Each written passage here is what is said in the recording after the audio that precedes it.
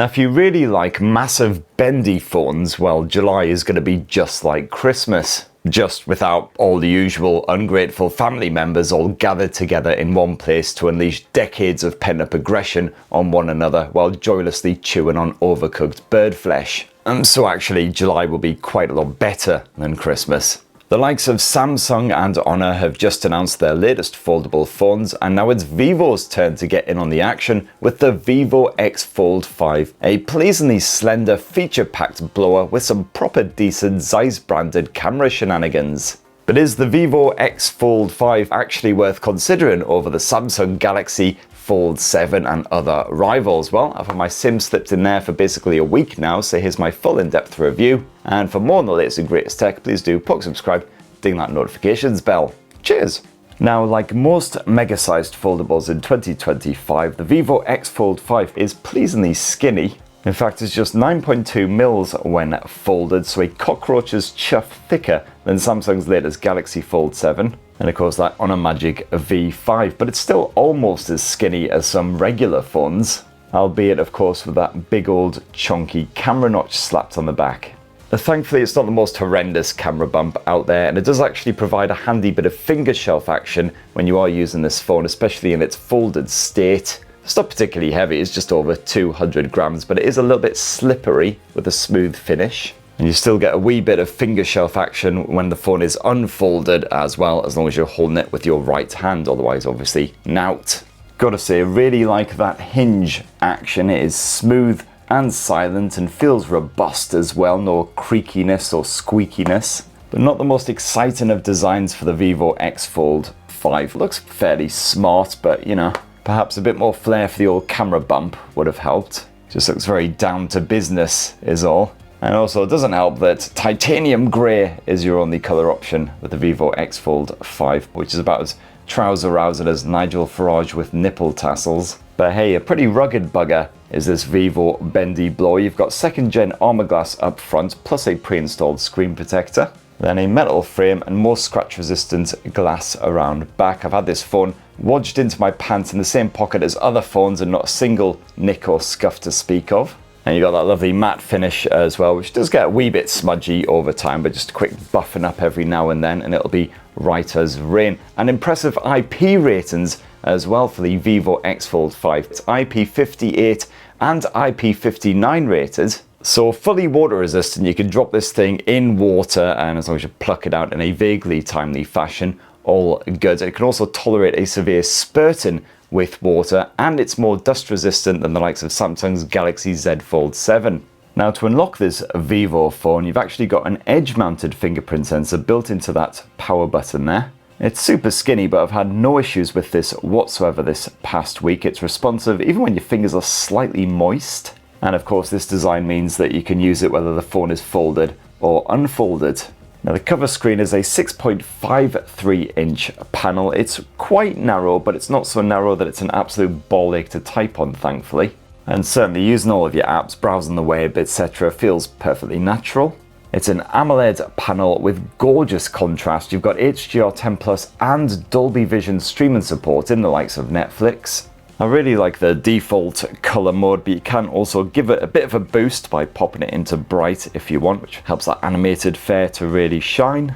No complaints when it comes to the brightness levels. I tested this thing out in Dubai where it was slightly hazy but still pretty sunny, and that panel was easily bright enough to clearly see what it was doing outdoors at all times, at least in the 5 to 10 minutes that I could actually stand being outdoors before I melted into a fleshy northern puddle of gloop. And then when you pop the Vivo X Fold 5 Pro open, the hinge does a reasonably good job. It's just about stiff enough so you can prop the phone open like so and enjoy a bit of baldy YouTube nonsense. You can't really tilt it too far back though, otherwise it will simply collapse like me after walking up half a flight of stairs. And then that internal display is a mighty 8-inch AMOLED panel, proper big even for a large foldable, and almost an identical size to the Galaxy Z Fold 7. Got a 2480 by 2200 pixel resolution, so everything's nice and crispy despite the size. As you can see here, quite a square aspect ratio, so obviously not well suited to kicking back with a bit of Netflix. Not unless you're watching some proper classic back in the day BBC British comedy action or something. Now this panel is certainly much better suited to a bit of multitasking, but more on that in a bit. It is quite a reflective screen as usual because you do have that obligatory screen protector, but it's not as reflective as some from back in the day. And the good news is that display once again powerfully bright to counter any glare and reflection. So again, you can clearly use this thing outdoors on a sunshiny day. And that crease running down the middle of the main panel is clearly visible. But if you're viewing the screen head on, then it's not too obvious. And especially if you're using your apps in light mode rather than dark mode, that does a pretty good job of concealing it. And it's not quite a full view finish on this main panel. You do have a selfie camera cutout, but it is wedged right away in one corner.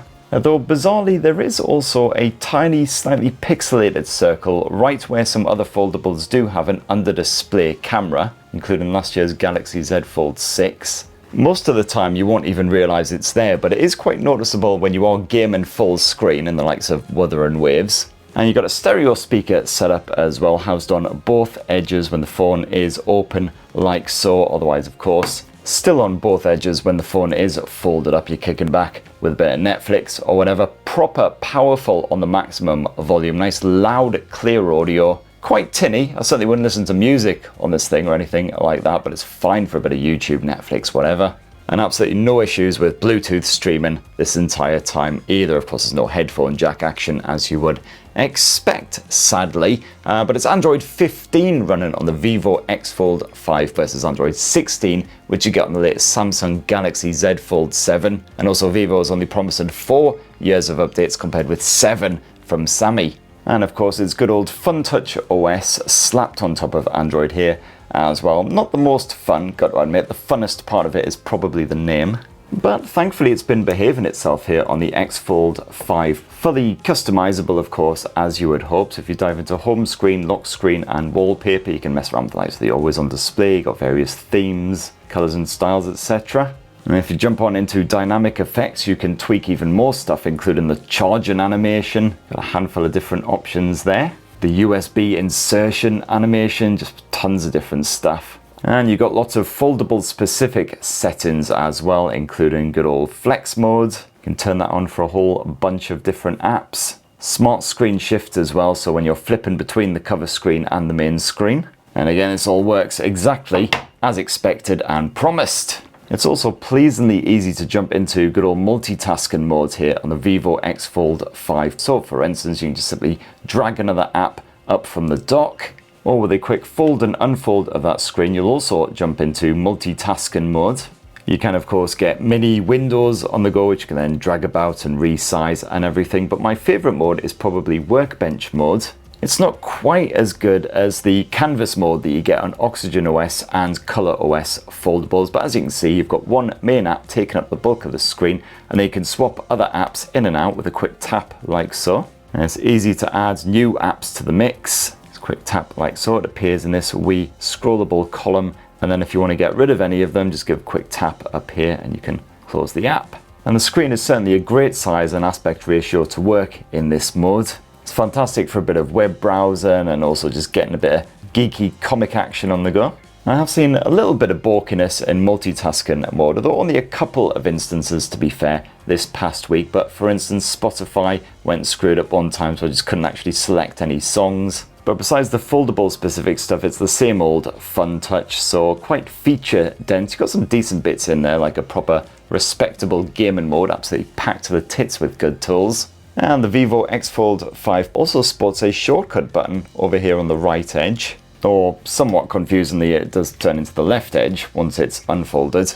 If you long press this, it will skip between the ring modes and the vibrate mode, so it's a good way of quickly silencing your phone when needed. Now you can actually customize what a double tap of this thing will do, so I've got it launching up my last played audiobook here on Audible. You've got plenty of other options instead, including of course quick loading the camera, the torch, jumping into a recording, etc. And if you go to app access, you do have quite a lot of customization here. So you can launch straight into your favorite app and straight into your favorite feature in your favorite app in some instances. And this includes jumping straight into your favorite WhatsApp conversation, for instance. And you've also got 512 gigs of RAM stuffed on here by default. Apparently, that's certainly what my review model has.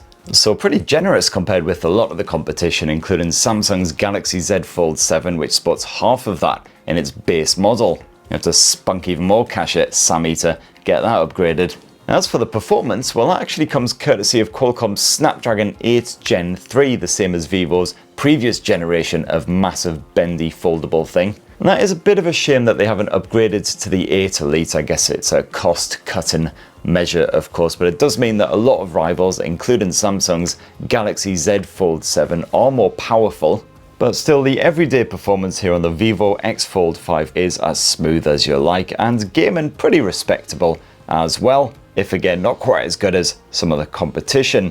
The likes of Wuthering Waves, for instance, doesn't run as smoothly on this as it does on those Elite powered phones, certainly when those graphics are scaled right up to higher levels. But all the same, didn't experience that many judders or stumbles in the frame rate. It's a perfectly playable experience. And thankfully, the Vivo X Fold 5 doesn't get too toasty, a little bit warm at that top end, but certainly not as burny as some recent flagship phones like the Nothing Phone 3. And yes, you do have that dedicated gaming mode, which can help to cut out distractions. You can tweak all kinds of different settings.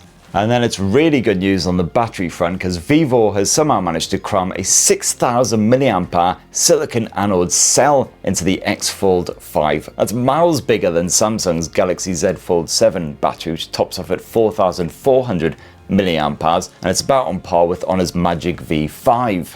And certainly I had absolutely zero battery fear the entire time I was using this as my full-time smartphone. So whether I was using SIM or eSIM, or basically both at the same time. The only time I managed to get this thing in battery saver mode was a day where I literally got up at 1 AM, spent most of the day traveling, using this thing to, read comics, listen to Spotify, watch video. And I also had close to an hour on Wuthering Waves as well. So it was basically going for about sort of 22, 23 hours with about 7 to 8 hours of screen on time and lots of audio streaming in the background. And even then, I didn't manage to completely kill it. Most days I managed to end with around 30% juice in the tank remaining, no issues whatsoever. And if you are running low, you want to give this thing a boost, well, again, not a problem, because you've got 80 watt wired charging support versus, what was it, like 25 watt or whatever on the Samsung Galaxy Z Fold 7. And you've also got nippier 40 watt wireless charging as well, as long as you've got a dock that can actually support that, of course. So now, my lovelies, let's conclude this lovely wee Vivo X Fold 5 review with a squint at our Zeiss branded camera tech. And what you've got here is a triple 50 meg sensor setup. So you've got an IMX921 for the wide shooter, then also got a 50 meg ultra wide, and then finally you've got yourself a 50 meg telephoto shooter, this time using Sony's IMX882 sensor for 3x optical zoom. And this is one of the better camera setups that I've tested on a foldable. As with other Vivos, the X Fold 5 doesn't empty its guts when dealing with harsh HDR situations. On the Zeiss natural setting, you'll still get some saturation when shooting a bright scene, but in more ambient light, you can enjoy some quite realistic tones. And if you do prefer a colour boost, no worries, the vivid mode will serve you well. Night shots can be rather noisy and flat at times, but this bendy wonder handles motion surprisingly well, even in fairly low light. And of course, you've got all of the usual modes to help your subject shine, the likes of the portrait mode naturally, stage mode, and a good bit of food mode, which pumps out stunning results every time when you want to share your lunch with the entire bloody world. And this thing could make a sodded Big Mac look delicious. Although the portrait snap's not the most impressive out there, whether you're using the wide angle lens or the telephoto. And speaking of which, the zoom lens is pretty good up until around the sort of 10 times-ish level, at which point shots start to look rather smoothed out and processed. Colours are often a little warm at night, while you'll once again get some noise creeping in there, but it's come in pretty handy this past week for touristy shenanigans, as well as the obligatory macro shots. And last up, there's that 50 meg ultra wide shooter, which is a bit of alright. Even in softer light, this does rather well, capturing a decent amount of detail. And then if you swap to the old video mode, you can actually boost the resolution all the way up to 8K resolution if you don't mind shooting at 30 frames per second. Otherwise at 4K level, you've got 30 or 60 FPS options, although there's bugger all support for HDR, unlike some recent rivals. And yes, again, video shot in low light or at nighttime can look rather flat and noisy and not very appealing, pretty standard for a foldable. but as long as the lighting is decent, you'll get some respectable looking visuals, and the audio pickup absolutely fine as well. And then on both the main screen and the cover screen, you've got yourself a 20 megapixel selfie shooter, which are perfectly decent for your video chat style situations. This does capture you in full HD resolution, reasonably crisp, as long as, again, you're not like chatting away in the dark for whatever reason. But one of the benefits of these massive foldables is, of course, the fact that you can always swap around and use that cover screen as a kind of viewfinder while snapping yourself with the main rear camera setup.